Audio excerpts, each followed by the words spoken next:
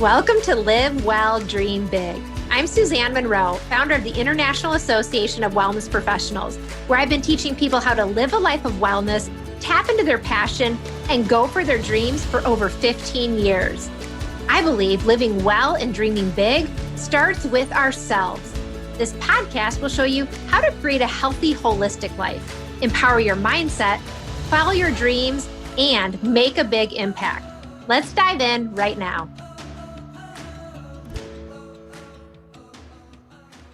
Hi, everyone. Suzanne Monroe here with Live Well, Dream Big. Thank you so much for joining me for another episode.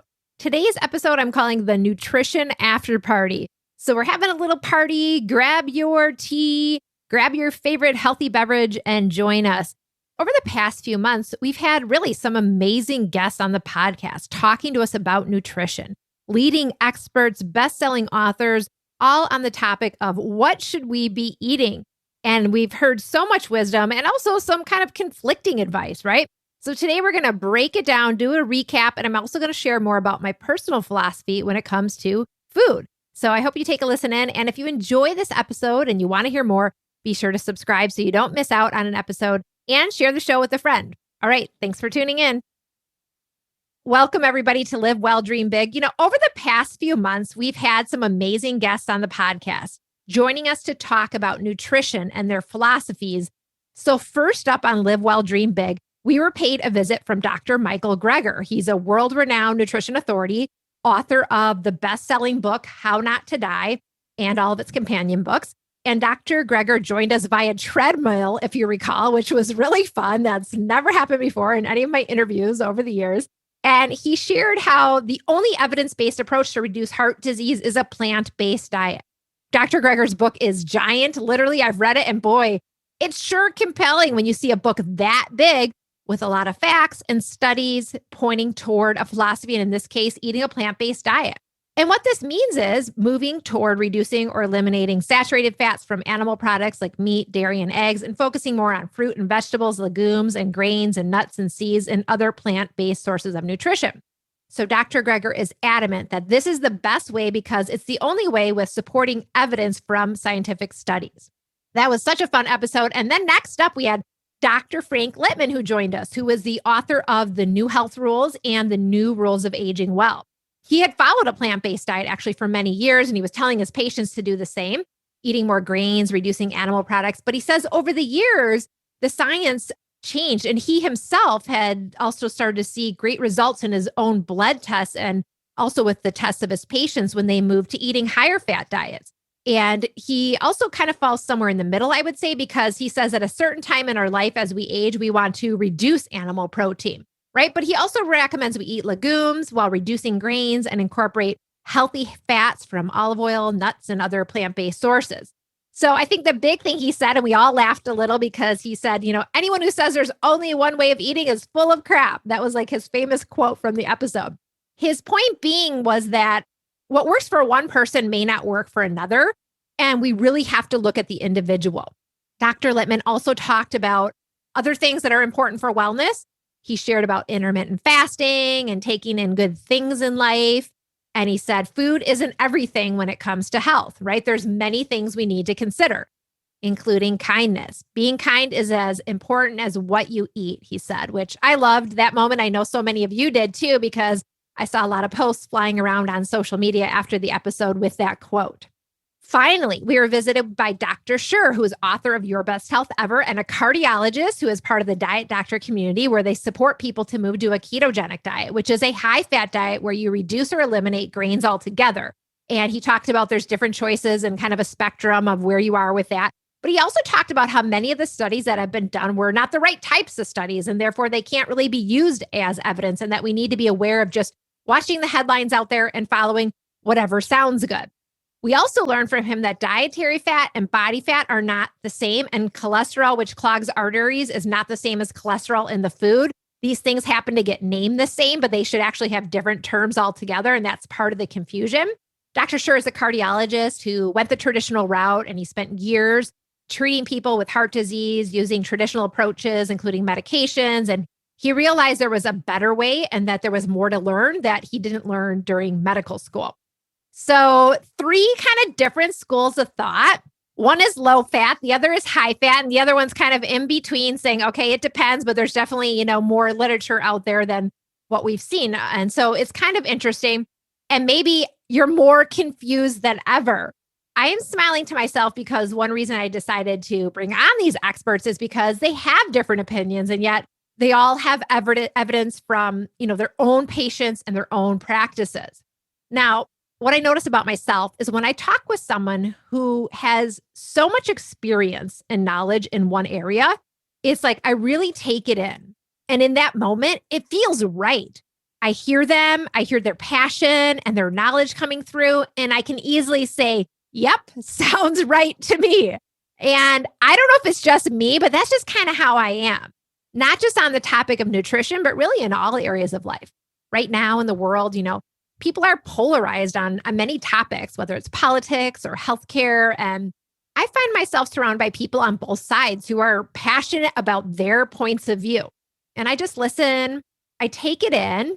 And in those moments, I understand that person. I understand why that person believes what they do. And I can see how they believe that. Then I listen in to other people, maybe talking about an opposing view, and the same thing. I hear them and I get what they're saying. And I used to think, okay, I'm just sort of wishy-washy or unclear about my own perspectives. But then I realized, no, this is kind of who I am. I can see both sides to a story. And at the same time, I can have my own perspectives. But I can also understand why someone has theirs and even agree with them in that moment. So for me to really process people's opinions and knowledge and data, I have to really take time away from it all, kind of just come back to myself to really slow down and listen in and see what's right for me, to see where it lands, to really discover my truth. And at the same time, remain compassionate to what others are saying. Because who really knows? We can all go on about our points of view, about who is right and what side is wrong. But do we really know for sure? We just can't know, right? And I think it's really one reason why we look to experts outside of ourselves. We want the facts, we want the data. It's like, please, someone just tell me what to do, right? And so we want that data, we want that proof. And all this really rings true when it comes to what we should be eating. I believe we want others to tell us what works for us. When, what we should be eating, I think is actually very personal. It's individual. And it comes down to really learning to listen to our own bodies. The problem is we haven't really been taught to do that. Because what about this idea? What if they were all right? What if all the experts that came on to share with us were right in some way? What if their opposing studies are both accurate? What if eating a plant-based diet could be really healthy? And what if eating a high-fat diet was also really healthy? What if it's like all good? I'm just putting that out there because what if we took the best of the best and did that? And then at the same time, we learned how to listen to ourselves and kind of see where it lands for ourselves. So this all brings me to why I developed two important systems in my career in wellness after having coached hundreds of people and noticing how they're all different and how one thing did not always work for everyone. These two systems are now an essential part of our training for our holistic wellness coaches here at the IAWP. And I want to share with you a little bit about them and really how it relates to figuring out what works for you. So the first system is called core coaching. This is our proprietary coaching method that we teach all of our coaches in training here at the IAWP. It's based on one of our core philosophies, which we call be the guide, not the guru. And core coaching, first of all, it's a step-by-step process that involves asking specific questions to help someone really arrive at their own answer. Because while we can have all the advice in the world to give to people and all the suggestions and all the knowledge, it doesn't really matter if they don't discover what works for them. And if they don't become empowered by that, by making that decision. So it's really about being a guide for people so that they can find the best path forward. And it's also a self-coaching method too, which means you can coach yourself. You can use it on yourself to really find your own answers. Of course, we need support, and sure, we need some advice and facts along the way as well, but we also need to empower ourselves and discover what works for our own bodies and our own lives. Because I think we all have an inner guru, right? But when we rely on others to be the guru, we really lose sight of him or her. So we all have our own inner guru, But the more we don't listen to that guru and put our faith always in outside source, we tend to lose touch with the inner guru. So that's just a little glimpse into core coaching. And I think when it comes to what to eat, we can try things out, try things on for size, and begin to notice what works for us.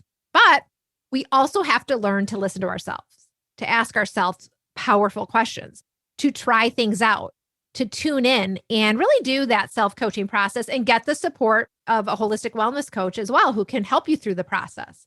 So core coaching, and then there's Wellness 360, the other system I want to share with you today that I developed after coaching so many clients who, no matter what they were eating, plant-based or Mediterranean or keto or paleo or somewhere in between, no matter what, no matter how they improved their food choices, they still weren't fully well. They were still struggling. And what was out of balance was not so much food, but other areas of their life that often impact the food choices that they made and then would throw them further out of balance. And so I identified 12 elements of our life that really impact our overall well-being on a day-to-day basis. The 12 elements are food, water, body, rest, air, sun, career, relationships, spirituality, purpose, finances, and mindset. Now, the thing is, each of these 12 elements has multiple layers to them. So there's 3 layers to be exact. There's an external layer, an internal layer, and a symbolic layer, right? And the external is kind of like the face value of the element. Take water, for example. Are we hydrated? Are we getting enough water? But when we go to the next layer of water, that internal layer, it represents our emotions and our emotional well-being and how that impacts our wellness. And then the symbolic layer of water is flow. So are we able to flow through our life? Are we hitting obstacles and struggling? And how do we work through that? So that's just one element, one example, but each element has those 3 layers. And any one of those layers within an element can be out of balance or needing support, I should say. And so the other thing is they're all always at play. They're all always at play, whether we realize it or not. And when one of them is out of balance, it usually impacts the other elements. So for example, probably the most obvious example to use is, let's say your rest element is out of balance. Let's say you aren't getting enough sleep. Wow, that can really impact the other elements, right? Like if you've struggled with your own sleep, or even if you had a bad night here and there, you know how that feels. The next day is like you feel totally off, right? So what happens is, well, you don't have as much energy for your day. And maybe that impacts your career. You're not able to make the best decisions at work. You can't show up how you want to. And then you don't have enough energy in your body. So your body element is impacted. Then you don't feel like exercising or getting movement. And then it turns into you have food cravings, right? You're reaching for sugar or caffeine to give you a pick-me-up. Then it affects your mood, and that's like your mindset element, and it affects how you communicate with your partner. And then your relationship element is out of balance. So, oh my gosh, it's like this ripple effect. It could be a vicious cycle just from one bad night's sleep. The point is, we don't always look at our life holistically and see how things are interconnected and how individual that really is. And okay, so you have one bad night of sleep and all these elements are impacted, no biggie. But if your sleep and your rest element are always out of balance, that can be pretty huge to have all of those, I almost want to call them boomerang effects, all those things happening at the same time. And over time, that starts to wear on a person, right? And your health does become impacted. And so there might be one small layer within an element for you that's out of balance that is impacting the whole, or you might have various elements that are out of balance. So I think, again, the point is we want to look at things holistically and see how they're interconnected. And if we tell one person to eat a certain way, we don't know the rest of their lifestyle. We have no idea what's happening in all the other elements, right? Are they somebody who's sedentary at work at a desk all day? Maybe there's something there to consider. Are they a high performance athlete? Are they experiencing hormonal changes right now in their body? Beyond food, what are other things that are at play? Because food is just one of 12 elements. But we can get really hung up on that element and really sort of put all of our eggs in one basket, maybe all of our wellness eggs in one basket. And we forget to really consider how important the other areas are. So what if you took a step back? Like I find myself having to do when faced with so much conflicting evidence and viewpoints, right? I take a step back. And what if you believed yourself? What if you trusted you? What if you gave your body just a chance to speak up? What if you gave your inner self a chance to have a voice, just to see what might come through? What if you slowed down long enough to listen? What would you hear? What would you learn? What if for a day you pretended that whatever you're doing right now may or may not be right for you and you just kind of let it all go, knowing that you could come back to it if you want? We get so caught up in what we think is the right way that sometimes we really can't see the forest through the trees, right? What if you allowed yourself to experiment and try new things and have fun with it? What if we made wellness and nutrition and eating and life like more playful and more fun? And what if it was just about empowering ourselves and discovering and even making mistakes on the journey and learning from them rather than trying to have all the answers and affirming to ourselves we're right and then letting everybody else know we're right? What if? That's the question I present to you today. What if you have the answers? They're there, but you have to allow yourself the space and freedom to explore and learn. So I leave you with those thoughts today and that question. And I hope you take some time to ask yourself and see what you discover. Let's go now to our live listeners who are joining us for our talk back section and open up and hear some thoughts from all of you out there today. And I'd love to hear from someone who's maybe had some insights coming through even after listening to the different episodes over the last few months on nutrition. Maybe you've tried something out. Maybe you did something new, or maybe you heard something that just kind of blew your mind and you're like, oh, I'm definitely not doing that, right? Or you gave it a try. It's interesting. I know a lot of people I heard from in our community that tried some different things. So it's kind of interesting. Let's go over to Ben, who's raising his hand. Hi, everybody. Good to be with you all today. January 1, I went plant-based, and 4 months. What was kind of driving me was, never mind like getting some information. And of course, like you said, Suzanne, when Dr. Greger came on, it was like, oh yeah, this guy is my fave. He's my new superhero. Another part of the plant-based for me though was, and I don't know how much it affects other people, but it just started creeping into me, just the energy that the animal must be feeling just before it becomes my meal. So that somehow was creeping into my psyche. I went 4 months and I didn't feel any better. I bought chicken yesterday and I made chicken yesterday for the first time. But to get back to your point, I really started like listening, and I thought I did a great job of, I'm not really even enjoying preparing the food anymore. Okay, I'm getting it together and I'm doing it, but it wasn't a like, or it was a chore to get my food together. And I wanted to go back to like, I want to have fun.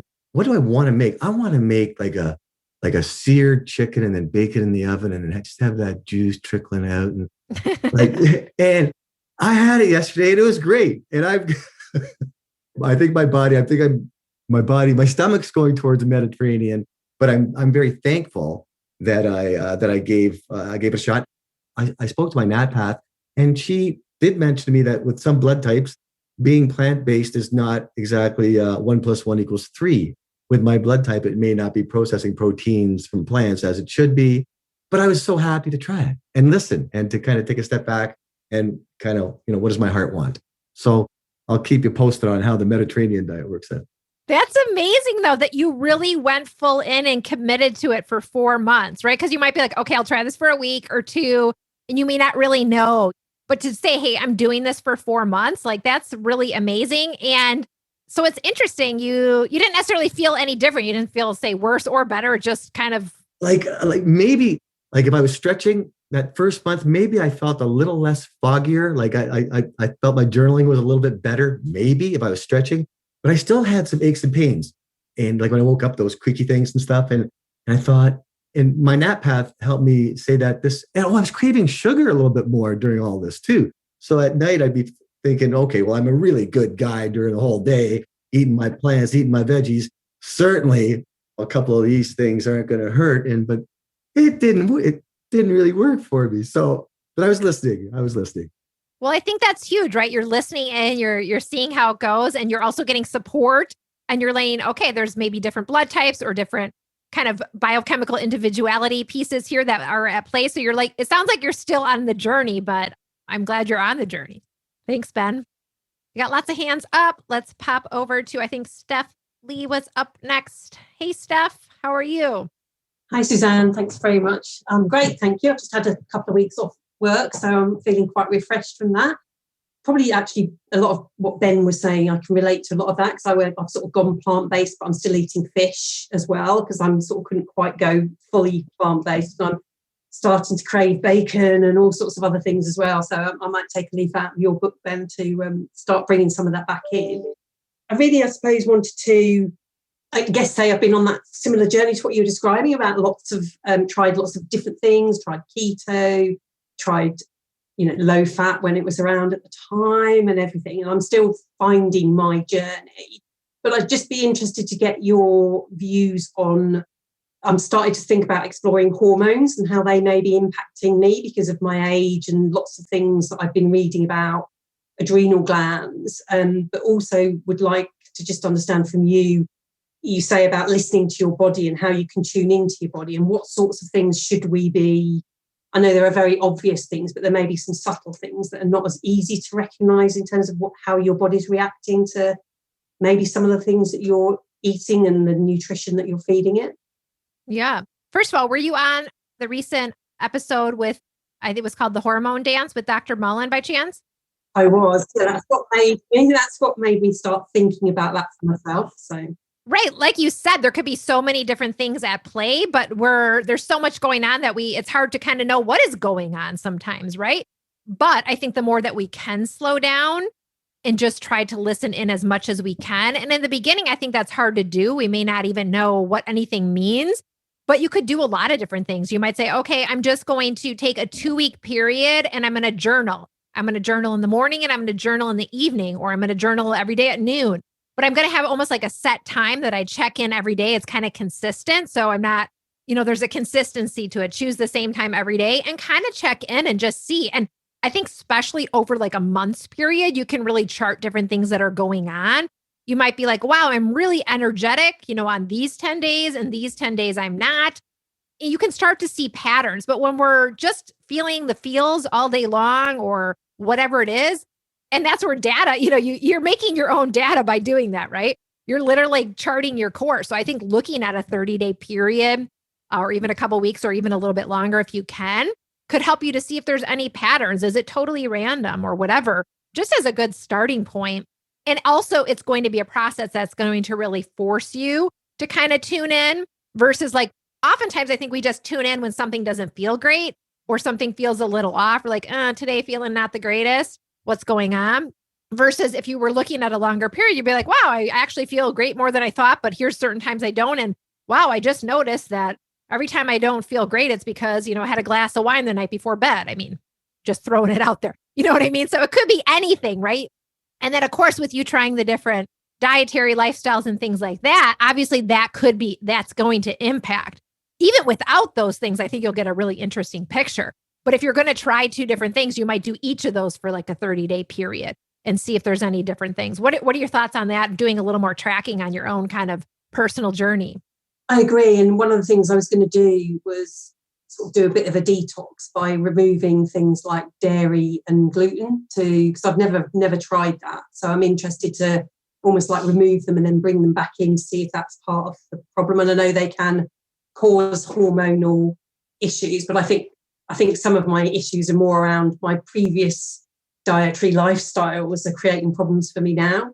So it's trying to sort of get that balance back. I think that I need to work on a bit more, but see it as a longer lifestyle learning rather than a quick fix type of thing as well. So yeah, I'm in it for the long haul and I really want to find the solution that's the right solution for me. And I definitely want to put in the effort to get it there. So I love that. It sounds like you're really dedicated to it. And you're also like, hey, this is a change I want to make. And I know it's not going to be a quick fix, right? Because there's so many layers to it. I think so often we want the quick fix. I'm going to make the one change. I'm going to eat more protein or I'm going to stop eating sugar. And we're like, it's going to be the end all be all. But if we go back to Wellness 360, we're talking about one element out of 12 and actually one layer out of 36. And, there's other things too, but so there's so many factors, right? And so, yeah, I think being committed to saying, hey, this is part of my journey. This is what I'm doing. And I'm going to keep learning and making those changes and hopefully not getting frustrated along the way. And that's where support comes in, right? Getting that support from whether if you're a listener and you're like, hey, I'd love the support of a coach, or if you're someone who's here and you're like, oh, I want to work with a coach in the program as a peer, or I want to reach out to other medical professionals or health professionals. there's so many options. And I think sometimes that can you might learn one thing or get one gem that solves a little piece of that puzzle, knowing that there's several pieces that have to fit together. Yeah, one of my big Wellness 360 challenges is sleep. And I know how much that affects, so many different elements of the Wellness 360 wheel. And I just, I need to fix that one as well. So I'm thinking that some of the hormone stroke food is causing, not helping with that. So it's trying to solve both those problems at the same time. I think that I need to trying to focus on anyway. So. Well, what do you think? What's your first next step this week? You got to pick one thing. It's to do the detox. I'm going to do the detox. And I'm also talking to somebody about getting my hormones tested so that I can see if I've got what my levels are currently, see whether there is something hormonal, and then how I can feed myself or give myself the right nutrition to help balance those hormones. Well, it sounds like you have a good next step, and kind of chart your results and see what happens. Well, keep us posted in the community on things, how things are going. Thank you. Thanks for sharing, Steph. Let's pop over to Olivia, whose hand is raised. Hi, Olivia. Hello, everyone. I'm really excited to be here. I'm a relative newbie. I'm in module 2, and this is my first live Empower Hour, so it's great to be here. So my thing is not really a question, it's more of an insight. So I've been on a long health journey for a while. I was trying to do really low carb and high protein, not quite keto, but kind of, because I was told to cut my carbs. And I found I was just hungry all the time. So with a nutritionist, I started reintroducing more protein. So I went from plant-based to eating eggs and fish. And I've been doing that throughout. So probably 2 or 3 times a week, I have eggs and fish. But interestingly, I recently did a nutrition genome test. And guess what? It showed me that I really needed to eat eggs and fish, not necessarily for the protein, but I can't process omega-3s from plants and vitamin A from plants. So I think it just taught me that I really need to trust my intuition, because I find also when I crave food, and I was craving chocolate and things, but it wasn't really helping me. And that when I started eating nuts as snacks, it's really helping a lot. So it's just a bit of a journey. I'm still learning a lot, but sometimes I think it's good to do testing to confirm what your gut's telling you as well. I love that, right? Because you're getting a sense, you have this intuition, and then especially on the journey to whether it's intuitive eating or just listening to yourself in general, if you're not used to doing it, it's like you're kind of second guess yourself, right? So you can, and it's awesome to do the testing and to get some affirmation and be like, wow. And so now it's like, next time you get that indicator, you're like, okay, like I'm on this journey, I can kind of trust myself here too. But I love how the two matched up for you, because not only does it help you make more sense of where you are, but it's also just affirming that, okay, your body does have a wisdom that is coming through. Yes, you should check and verify it and get support if you need to, but it is there, and that's huge. Yeah, because I think I was talking to doctors and health experts were saying, yeah, you really need to cut your carbs. And I was listening to them, because you brought up that they're the authority and you have to trust their advice. And then you do kind of dismiss your own intuition, but it's so important. So I think everything you're saying is so good and so wise. Well, I'm excited to hear how things continue to evolve for you, but I'm glad you're getting some clarity on your journey and feeling better too. Thank you. Anybody else out there have any interesting experiences? Hey, Sabrina out there. Hi, everyone. Happy Tuesday. Yeah, this is great. I'm glad that you did this, Suzanne, because I have the same, when I'm listening to someone, I'm like, yes, this is great. I'm totally in. I hear what they're saying, their passion. It resonates with me. But I've noticed over my journey in health and wellness that I have to, like what had worked for me initially 4 years ago, then my body changes, right? My cycle's changing. The big thing for me now is intuitive eating. And I find myself like I'm craving bananas lately. And I don't remember which year or which diet it was that you should not eat bananas, that they're not good for you. They pack on the pounds. But I find myself craving them. So I find that I have to just listen to my body. Also, I've been not feeling well the past 2 days, and I had parties on Saturday and Sunday, and I had sugar, which I usually don't have. And it just like exacerbated a pulled muscle, my allergies, my head is killing me. So I think it's really important to listen to your body and go, right, and go with the flow. What your body is telling you, it's so important to listen to it. So thanks for doing this session. Well, and thanks for sharing, Sabrina. Even if you're not feeling well, I'm so glad you're here and just shared some of that wisdom, because what's coming through is this idea of cravings. We think, oh, cravings are bad, but cravings, I think, really are our body talking to us, right? And so we're like, oh, what does that mean? Okay, you're craving bananas. Now you're following that. So cravings can lead us to something that we need more of, something that maybe we need more of on a nutrient level, or something that we need more of. Maybe it relates to pleasure or something that we want to bring more in. But on the same note, it can also indicate an area of imbalance. I think it was Ben earlier saying craving sugar can often be, if you're not getting enough protein. So the bottom line, though, is that cravings are a way that our body is talking to us about food and nutrition. And so I think it is a great way on the journey to learn to listen to what's happening. And if you're like, oh, I don't know what's happening, pay attention to those cravings just like you've been, because I think it does help to guide you, especially as a great starting point. The one caveat to going on the holistic health and wellness journey is you make these changes. Like you're like, okay, I've given up sugar. And then you're like, can't I just have it once in a while, like at a party? And like, sometimes it really just really rocks your world because you have completely eliminated it. You're like, come on.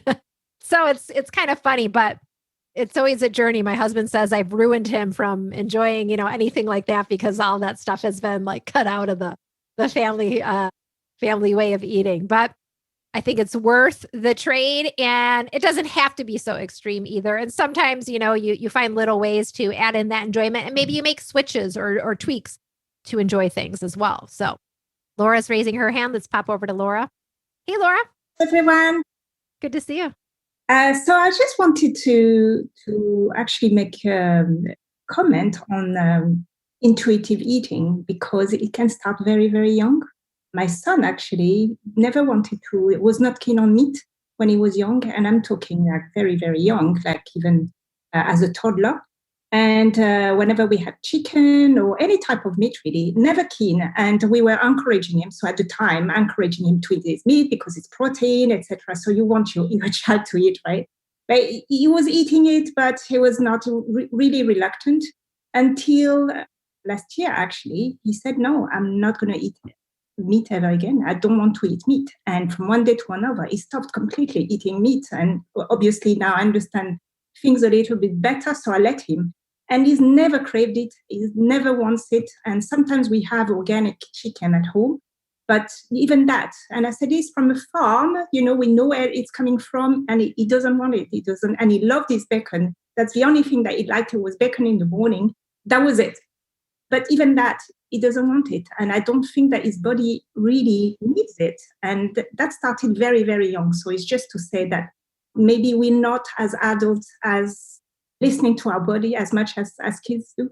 I love that point. I think you're so right. Especially children are always just living in the moment and really experiencing their feelings. And yet that's hard for us as adults because we're over here, right? We have that other experience. We've gone on the journey. We think we know. And what an awesome example for just everybody to really kind of take that in, is like, here's somebody who's, listening to his own body and expressing his needs, and for you to allow him to experiment and try that out. And, it'll be interesting to see where things go if he shifts, but also allowing him to have some of those choices too, because forcing someone to do something too is, then it creates a whole nother dynamic. So I just think that's great that you were able to help him on his journey. Yeah, he's now 13. So, he decided for himself and hasn't gone back. So we'll see.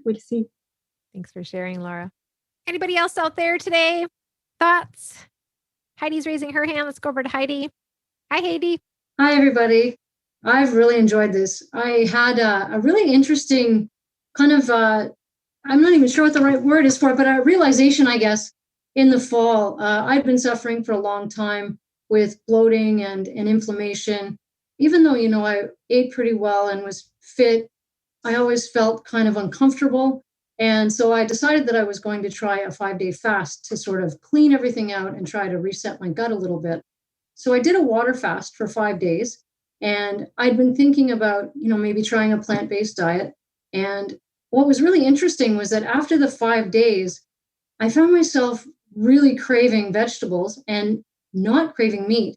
And I was a big meat eater, loved to cook, was always making, steaks or chicken or things on the barbecue, and suddenly really had no desire to eat them. And so felt like a really natural time to try this plant-based diet.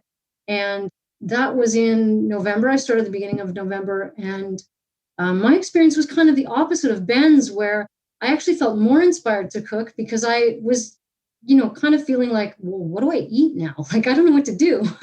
And so finding different recipes and trying different flavor combinations and spices. And it really, although I did like to cook before, it really kind of rekindled an interest in cooking and exploring different cultures and different cuisines. And so now I've found that the bloating is almost completely gone. The inflammation is much better. I feel clearer, and my body just is really happy. It's kind of screaming yes to me. Thank you, thank you. So it's interesting to hear all of the different stories and how some bodies really need meat and how mine is much happier without the meat and the dairy. So it's just, it kind of reinforces the individuality that we all have and how we need to really take each of our clients as individuals as well and find out what's best for them. So just an observation that I had that was kind of interesting. Yeah, I'm so glad you shared that, right? Because everybody's journey is going to be different, right? And like you were willing to say, okay, I'm going to try this and do this clear out and kind of reset. And you were listening in to see what would happen. I think you made such a good point too, Heidi, as we think about as holistic wellness coaches out there helping others and guiding them and really coming back to being that guide, because we're all going to have our own philosophies and things that we've worked that have tried for us, that we've tried and tried out and that have worked for us, and maybe even some of our clients, but it doesn't mean it's going to work for each person, right? And so if we come into it with an agenda and if we come into it with our own philosophy leading what somebody should do, wow, we're really missing the opportunity for them to go on the journeys like you've heard today of people exploring and discovering what works for them. So how awesome is that to really have those experiences yourself and be able to gift that to other people as you go out in the world as a coach? To me, I think that's really amazing. So thanks for sharing, Heidi. Anybody else out there? Thoughts, questions? I was just going to check the chat here, see if there's anything coming through. Lots of great comments out there in the chat. Lots of people trying intuitive eating. That's awesome. Let's go over to Steph. Hi, Steph.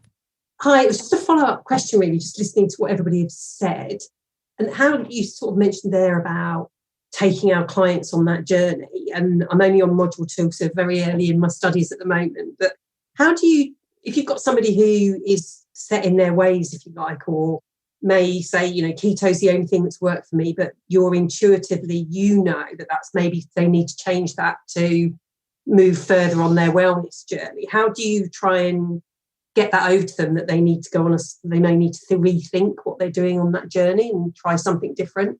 Well, I think there's so many ways to answer that. And I think a lot of this will come clear for you more on the journey. But first of all, you're going to be thinking more about who your niche is, who your ideal coaching client is. And so it may have nothing to do with what they're eating. It might be that it's women, corporate women who are burned out and stressed out, and you're helping them to overcome overwhelm. And food is just one of those pieces, right? So let's just use that random example. You're probably going to use Wellness 360. You're going to use core coaching together. They're going to kind of come together, taking people on that kind of joint journey, and they're going to discover things for themselves. And if with food only being one element, like that might be something they want to work on and it might not be, right? But if they're coming to you specifically around food and they're like, hey, this has worked for me, but I'm still having challenges, then there's going to be kind of that natural disconnect. Like, this is what I've been doing and maybe it's helped to heal something, but I'm still struggling over here. And I think you're going to come back to the core coaching method. It's going to guide you because it's going to bring up some of those things that are out of balance and that are bringing through challenges. And naturally, they're going to maybe want to try something, but they might have some fear about doing something new. We heard earlier from Ashley who said, okay, I did this and it worked. And it might be you might just be knowing that, hey, I have a little fear to make this change because this is what has worked for me for so long. But what am I going to do? Maybe I can try this one thing and see how I feel. It's hard to speak in general terms because I think every client will be different, but you're going to have the systems there to support you. And I think as you gain more clarity about who you're working with specifically, some of that will kind of naturally fall into place as well. But bottom line, when you think about what we do as holistic wellness coaches, and especially with the core coaching method, we really truly are those guides. And so it really is up to the client. As much as we have our signature system and maybe our roadmap we want to take people on, that person has to be willing to go on that path. Yeah. Maybe they don't want to talk about the food element. And even if you have an inner knowing that, hey, this is out of balance, it may not be your job to quote unquote fix that if they're not willing to look at that at this time. And that might be later down the road. It might be never. So some of it is our own sort of acceptance where we think we know and we might be right, or we might not be. But either way, it's not totally our journey. And that's the thing about being a coach, right? Like it really isn't our journey. It's their journey. It's about them. And there's a little bit of letting go there to be that guide. And of course, we can bring through those suggestions and you can put something out there and kind of see how it lands, right? If it doesn't land well, okay, we're not going there. But it's always really up to them about where they want to go. And I think as you continue to work and take on practice clients and go through the journey here, you'll see some of that unfold. Does that make sense? It does. Yes. Thank you. Great question, though. Any other shares today, food or otherwise? Let's head over to Erica now, who has a question or a thought. Hi, Erica. Hi, everybody. Hi, Suzanne. This has been great. I just had an observation. I thought it was really interesting, and I really appreciate everyone sharing about either they mentioned detox. I thought this was elimination, or several people mentioned gut health. And I found that to be true. And in my health journey, I learned that I had such an unhealthy gut that it wasn't going to matter what food differences I made or what diet I chose, because I wasn't able to absorb any nutrition from either a plant-based, a keto, meat, or anything. So that was a huge piece of my health journey, was healing that first, so that then I could absorb anything from my food so that my food could become healing as well. And I think that's just even speaks further to the need to try different things and work in different ways so that you can really find what works for your body once your body is able to work with your food. So just an observation. Wow, that is an interesting thing that happened to you too, right? Because if you were just focusing on the food element, I mean, you would be just going crazy, trying everything and nothing working. And maybe you had that happen to you, right? But then you really had to go into the body element and focus there, right? And of course, it was impact. They were playing together in some way. But yeah, oftentimes you got to heal kind of one element before you can like move on to the next. It's so interesting how you had that experience. And I'm glad that you've kind of uncovered that for yourself. Thank you. Yeah, it's quite a journey, but it's all worth it. I mean, it's simple things like, you get a vitamin D test and you're very, very low, but you're supplementing with lots of vitamin D and you're doing correct food for vitamin D. But if you're not absorbing it, it doesn't really, none of that can help you. So healing the gut was a huge piece in the right direction. Thanks so much for sharing, Erica. Thank you. This has been fun. We've had a lot of extra time in our talk back section today, which I always like when we get to kind of hash it out. That was my hope today with the nutrition after party. We could hear from you about some of your experiences, hear from different stories, right? Of different things that happen to people, which really can affirm to us again that everybody's journey is different and different things work for different people. So I just, I'm so glad for all of you joining us today who were able to share, and for everybody who's listening in to this episode. And I wish you the best on your food journey. And we will be back with more exciting episodes and more guest speakers soon to help expanding our knowledge in all things living well and dreaming big. Thanks everybody for being here today, and we'll see you again soon. Bye-bye. Thank you for joining me for today's episode of Live Well, Dream Big. I hope you enjoyed today's conversation. And I want to invite you to take your next step toward living well and dreaming big by downloading the Live Well, Dream Big lifestyle book. It's the ultimate guide to becoming your best self and living life on your own terms.